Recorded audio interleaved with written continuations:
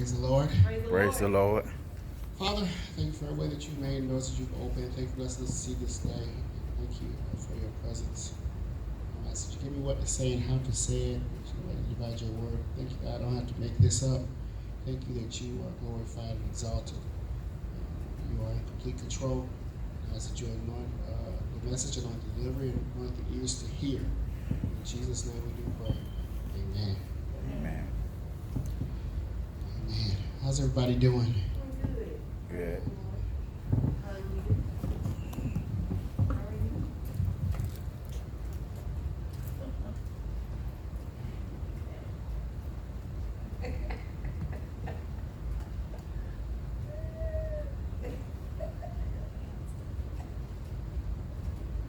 Let's go to 2 Timothy chapter 1.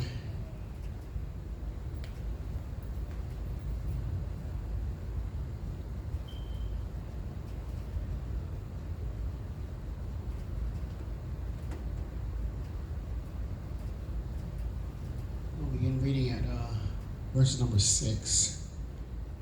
Verse number 6.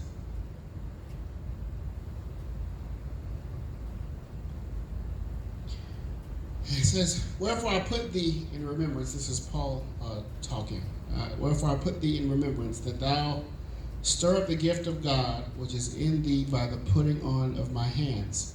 He's talking to Timothy. "For God hath not given us the spirit of fear, but of power and of love and of a sound mind."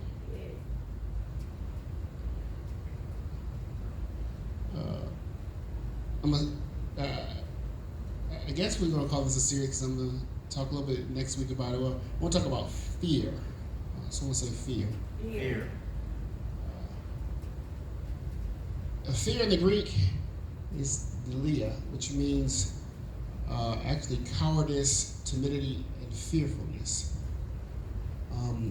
Paul is talking to Timothy, and at this time, Paul has been in prison again by Rome. And Paul knows that this is pretty much it. He knows that this is the end of his ministry, the end of his life. He knows soon Rome is going to execute him. And so he's giving one of his sons, his spiritual sons, last instructions on, because he left him there as the apostle. He left him there to be the leader or the pastor of the church, and the pastor in that area. And the thing about Timothy is most biblical scholars will tell you that Timothy was not an older man. He was more of a younger man, probably in his 30s. And at that time, the truth of the matter is, probably maybe up until maybe the last 20 or 30 years, have you really seen younger pastors. You mostly have seen guys that were older, that were at least in their 40s, getting started. And so, even back then, you're talking about thousands of years ago, they're used to somebody being the older person running the show. And Paul is here, and Paul is talking to his son Timothy, who he's left there. And he's a young kid, mid-30s. Most scholars have placed Timothy in his mid-30s or so. And he's telling him, he says, "I know from the outside you're facing persecution from the world because you're a Christian and you're Christians, and the church was persecuted really bad then." He says, "But I know from the inside you're dealing with the false teachers. You're dealing with the people that are teaching false doctrine, false narratives." And that's why I believe even in 2 Timothy later on, he tells Timothy to preach the word, be in season and out of season, because time has come where people don't want to hear sound doctrine. They just want to have what they call itchy ears. They want to just hear what they want to hear, or hear what that sounds good to them. And those false teachers were teaching things that sounded good to those people. And so Timothy is up against this. And some theologians believe that because of this, it made Timothy a little bit shy. It made him draw back a little bit, made him a little timid. And Paul had to tell him, he said, look, I remember your grandmama, I remember your mama, and I remember when I laid my hands on you. You have to understand something about the laying of hands. That's not something that should be done lightly, because laying of hands, it means that there's in certain cases, we lay hands on for two reasons. We lay hands to either transfer an anointing to someone. We've done one ordination service in this church in the 4 years we've been in existence, where we ordained Pastor Penny, because she was a lay minister, she wasn't ordained, and we ordained her. And so we laid hands. I laid hands on her as a transfer of the anointing for ordination purposes and for a transfer of the anointing. But the other part of laying on the hands is for miracles, for healing, because Jesus, that's what he did. When Jesus would heal people, he would lay hands on them and touch them. And so Paul said, I laid my hands on you, I transferred my spirit on you. And I transfer that on you. And so what I need you to do is, I need you, instead of being shy, I need you to rekindle what I placed in you. I need you to stir up what I placed in you. I need you to relight that fire. My parents had a fireplace. The last house I lived in with my parents as a teenager, they built the house and they got a fireplace in it. And sometimes what we had to do, it got real cold in Wisconsin. And so sometimes they had that fire going, and we want that fire to keep going. Sometimes my father or mother would take that fireplace poker, and they would poke the fire, and poking the fire would actually stir the fire up a little bit more to rekindle the fire, make sure the fire doesn't go out. And that's what Paul is telling. That's what he's telling Timothy when he tells him to stir up the gift. He's telling him, he said, rekindle and get the flame back going again. But he says this, he says, I need you to do this because you got the false teachers from within challenging you. You got the people from the outside persecuting you. But I need you to understand that. I need you to understand that even though that's happening, I did not give you a spirit of fear. Yes. I did not give you a spirit to lay down to them or to back down from them, because I need you to preach in season and out of season. Yeah. And I need you to preach the word. I need you to go in there. I need you to ordain the elders. I need you to be that, because there are people the people in the church, they need Jesus and they need to be close to, and I need you to be in place. Yeah. Yes, God. So you don't have a spirit of fear. So I don't need you to back up. He said, what I need you to do is I need you to step up. Yeah. And I need you to challenge them and rebuke them and reprove them. Because if you don't rebuke them and reprove them, the people that I trusted to you, they will die and they will go to hell, because they're accepting doctrine that was not what I gave you. Remember, Paul said, he said, if anybody teaches you or comes to you with any other doctrine, he said, I don't care if it's an angel, I don't care if it's me that come. He said, do not listen to him. Amen. So what he says is, I didn't give you do not have the spirit of fear, but you have a spirit that's of love, power, and a sound mind. You're not crazy. You're not. He's saying first, you're not crazy, and you have control of yourself. But that's why you have a sound mind. Love, because you're going to have to preach and love these people with love. But also power, because I gave you power and authority to deal with what you have to deal with. The thing that you have to understand, fear, the definition of fear is an unpleasant emotion caused by the belief that someone or something is dangerous, likely to cause pain or a threat. When we talk about fear, we talk about fear in two categories.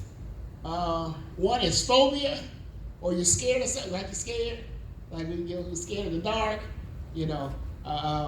I'm not too big on wasps and stuff like that.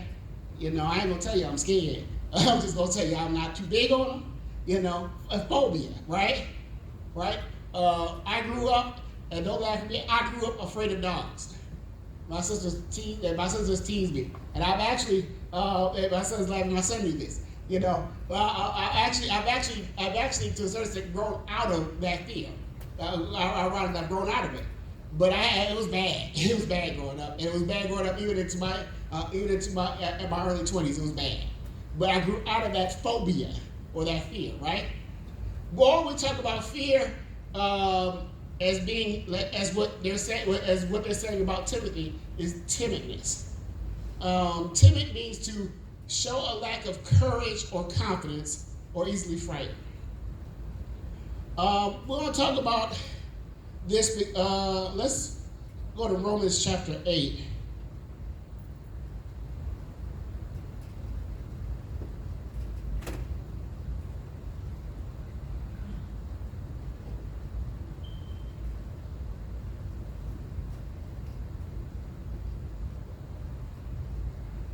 I'm going to read verse number 24.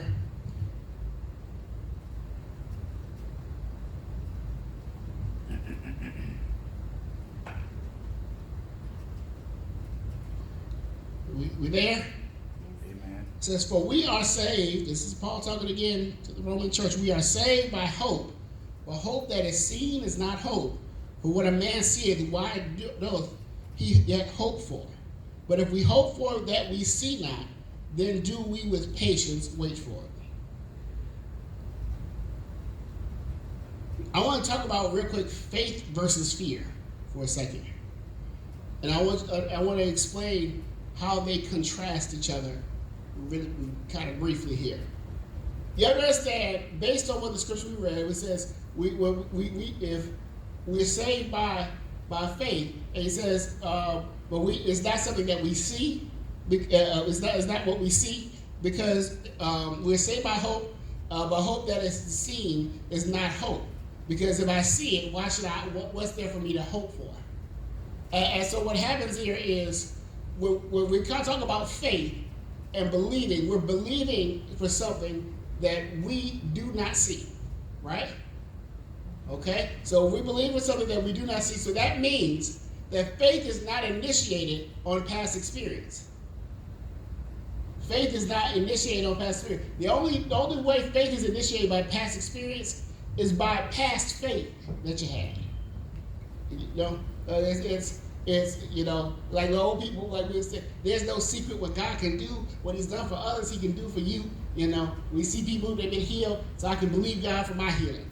You know, but the thing about it is, even though we've seen what God has done for them, we still haven't seen what we're hoping for us to do right now. Even if God has healed, God has healed my body from a cold before, right?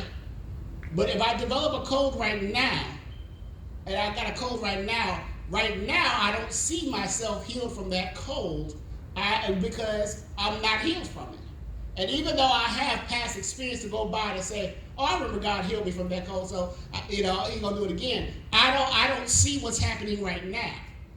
So faith is not faith is not initiated totally by past experiences, because you are hoping with faith. You're hoping for something, and if you're hoping for something, you're going to hope for something that you don't see. Because if you do see it, it's not hope, right? Amen. So, the fear is based on past experiences. It's based on past failures, past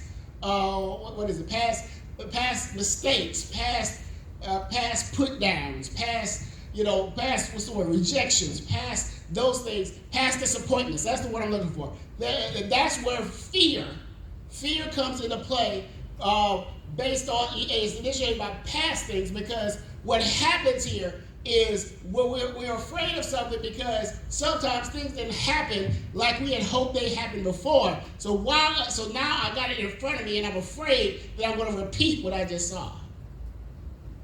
Understand that. Let's go to Numbers chapter 13.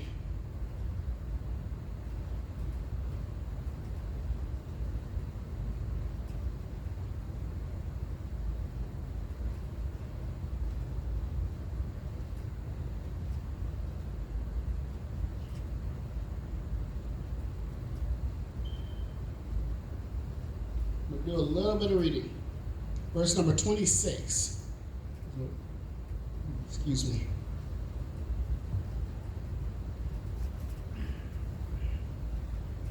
Verse number 26, it says, and they went and came to Moses and to Aaron and to all the congregation of the children of Israel unto the wilderness of Paran to Kadesh, and brought back word unto them and unto all the congregation, and showed them the fruit of the land. And they told him and said, we came into the land whither thou sentest us, as surely it floweth with milk and honey, and this is the fruit of it.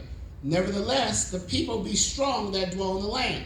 The cities are walled and very great. And moreover, we saw the children of Anak there. The Amalekites dwell in the land of the south, and the Hittites and the Jebusites and the Amorites dwell in the mountains. The Canaanites dwell by the sea and by the coast of Jordan. Caleb stilled the people before Moses and said, let us go up at once and possess it, for we are well able to overcome it. But the men that went up with him said, we be not able to go up against the people, for they are stronger than we. And they brought up an evil report of the land which they had searched unto the children of Israel, saying, the land through which we have gone to search it is a land that eateth up the inhabitants thereof. And all the people that we saw in it are men of great stature. And there we saw the giants, the sons of Anak, which come of the giants, and we were in our own sight, as grasshoppers, and so we were in their sight. Let's go on to chapter 14.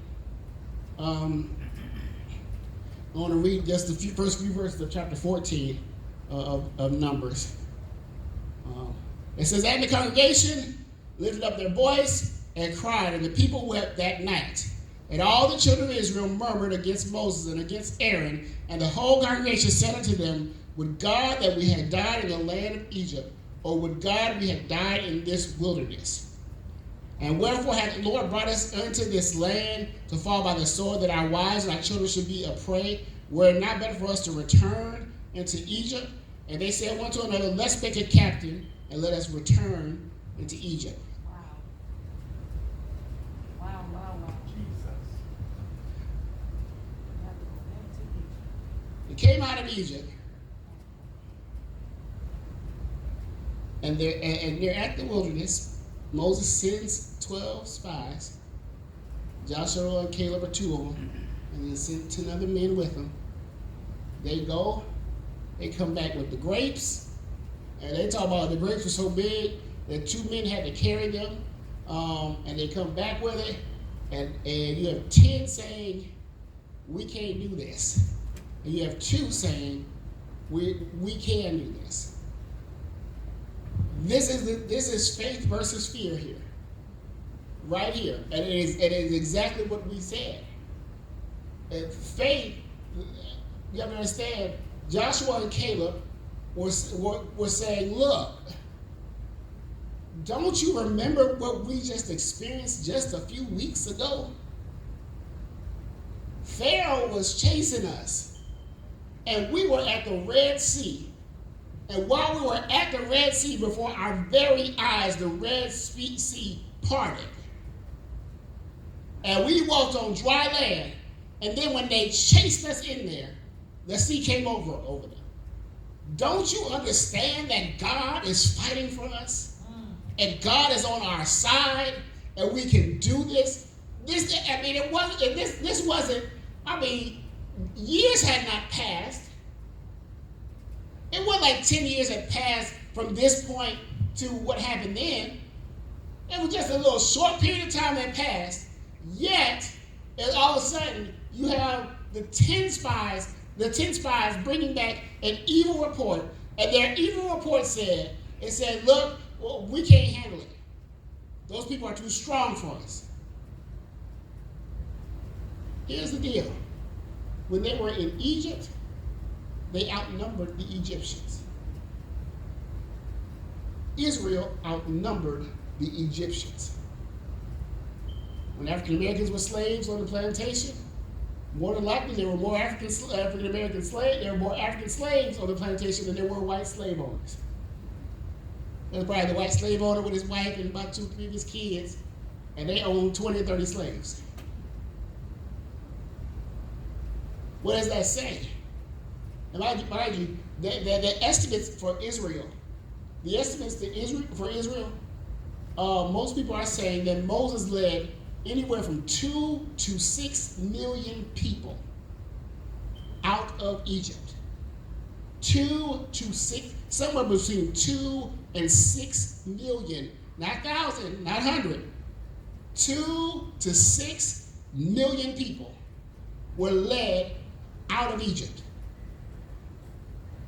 They outnumbered the Egyptians. They outnumbered them. But the problem that they walked into was this.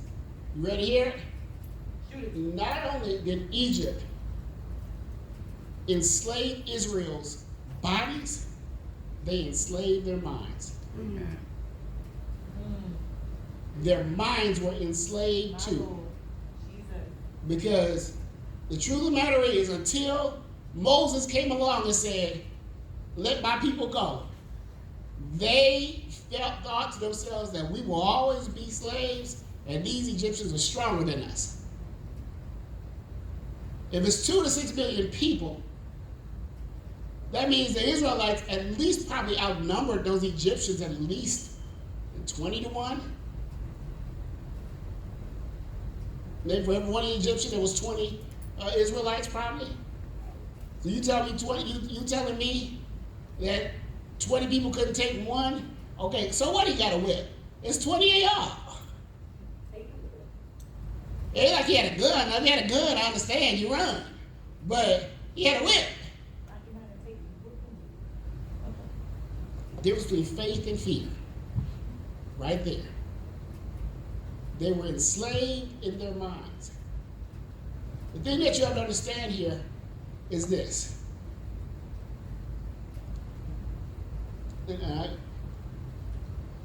You understand that, and I've talked about this so many times, and I know y'all tired of me talking about spiritual terrorist attacks. I've talked about this so many times. I know y'all tired of me talking about it, but let me bring it up again. Today is September 12th. Yesterday was what? September 11th. It's we call it Patriot Day? Something like that, we call it something like that.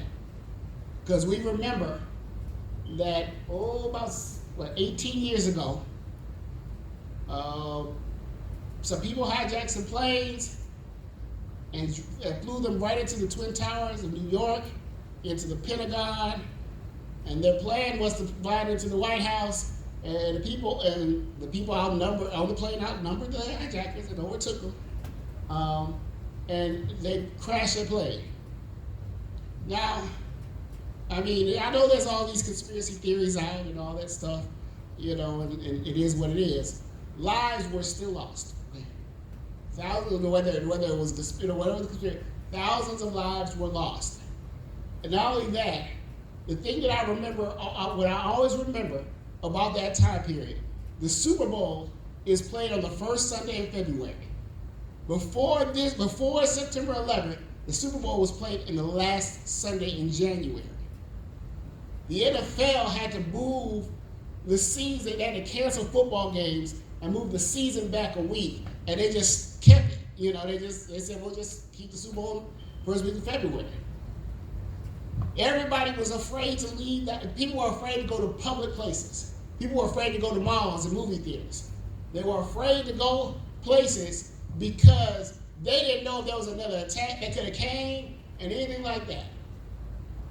The fear of that attack immobilized everybody, kept people from moving.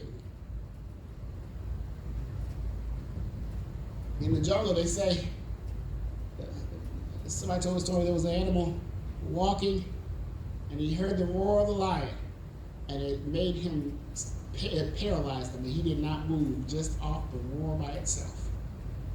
The fear of the lion. At that time, the president was George Bush. George the son, not the senior, the son. And one day, within that week, George Bush simply got up and said, and it doesn't matter if he voted for him or not, or what local party, it doesn't matter, but I still remember what he said. He said, we're going back to, I'm paraphrasing, we're going back to our regular lives. We're going back to work, We're going back to the malls. We're going back to the movies. We're going back. We're going back to our football games. We're going back to our lives and what we did, even though we know our lives are changed forever because somebody brought it to us. The thing that the best way we're gonna beat them is to show them that you didn't scare us out of being who we are. Amen. We're still the United States of America, and we're still who we are, and we're going back to work. We're going back to doing what we do, and you didn't terrify us out of being who we are. I'm here to let you know that the enemy, what he does, is he makes us so afraid in several areas of our lives to operate in what God called us to operate and be who God destined us to operate the anointing that he called us to operate in purpose and destiny, operate in vision, operate in things he told us, operate in things he showed us, operate in stuff like that. He does that by putting fear in us. And so what he does, he puts the fear in us so it can keep us from moving forward towards it. What are we afraid of? Come on. We're afraid of fear. We're afraid of failure. We're afraid of it not working right. We're afraid of looking like a fool. We're afraid of looking crazy. We're afraid of that stuff. And what happens is the enemy will put that in our ear, and that stuff is based off of past experiences. My Lord. My Lord. It's based off of someone telling you couldn't do it. Come on. Telling you wasn't good enough. Come on. Telling you you was this and you was that. And now you got to face, because you know there's something on the inside telling you, I need to go do this because God has called and destined me to do this, but I can't do it. But I'm scared to do it because someone else told me that I couldn't do it. Someone from the outside told me I couldn't do it, even though something on the inside told me I can. Yeah. We'll finish this. We'll talk more next week. Ooh. And it's offering time. Amen. Hallelujah.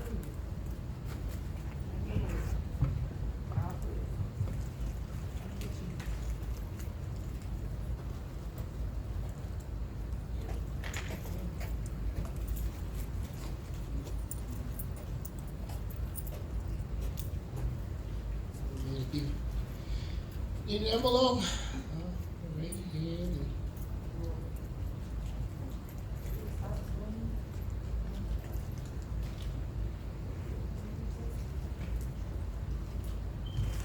Thank you.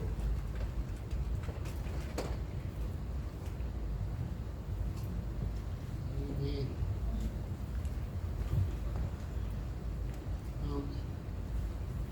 We're gonna do a couple of announcements and collect the offering. We're gonna do the offering again. We'll do a couple announcements, confession, and we do the confession and pray. And then the offering we done. Amen. Amen. Amen. Sunday after service, we will have a short meeting. So need everybody to come on out. Amen. Amen. Amen. That's the only announcement. Ain't nothing else, is it? Okay, ain't nothing else. It's good to see everybody out. Love you all so much. Amen. Everybody got the offering in hand? Repeat after me. I believe I believe that I receive that I receive the windows of heaven's blessings. the windows of heaven's blessings. I believe I the believe devourer the devourer is rebuked is rebuked for my sake. for my sake. I believe I believe that I receive that I receive the maximum return the maximum on return my giving. on my I giving. believe I believe that I receive that I the receive good measure, the good measure, pressed down, pressed down, shake it together, shaken and together, running over and blessings. running over blessings. And because of that, And because of that, I'm out of debt. I'm out of debt. My needs are met. My needs are I met. have plenty more I have plenty more to put in store. to put in store. Expected income, Expected income, unexpected income. unexpected It income. comes to me It comes to me. now. Now I'm free I am from free the spirit of from the spirit and the of mentality of poverty. and the mentality of poverty. Father, I receive your blessing, Father, I receive your blessing, your power to get wealth. your power to get I'm wealth. sowing my way I'm sowing my way out of debt. out of I'll debt. never be broke I'll never be broke another day another in day my life. in my life. But Father, we thank you for the way that you've made, doors that you've opened. Thank you for blessing us to see this day. Thank you for this Bible study. Bless us as we go. Keep us in your care and in the center of your will. Lord, I pray that you bless us in a mighty way, God. Move by your spirit and your presence upon us, God. That's a nice prayer to pray, God, a nice deep thing to sound like, but God, we actually really are asking you for real. Move by your spirit and your presence upon us. Yes, God. And in us. In the name of Jesus. Lead, guide, direct us, God. Lord, even lead our directions. Order our everything, God, our every move, our every step. God, even order the people that are around us. Yes, in the Lord. name of Jesus, God. We give you all praise, give you all glory even now. In Jesus' name we do pray. Amen. Amen. Amen.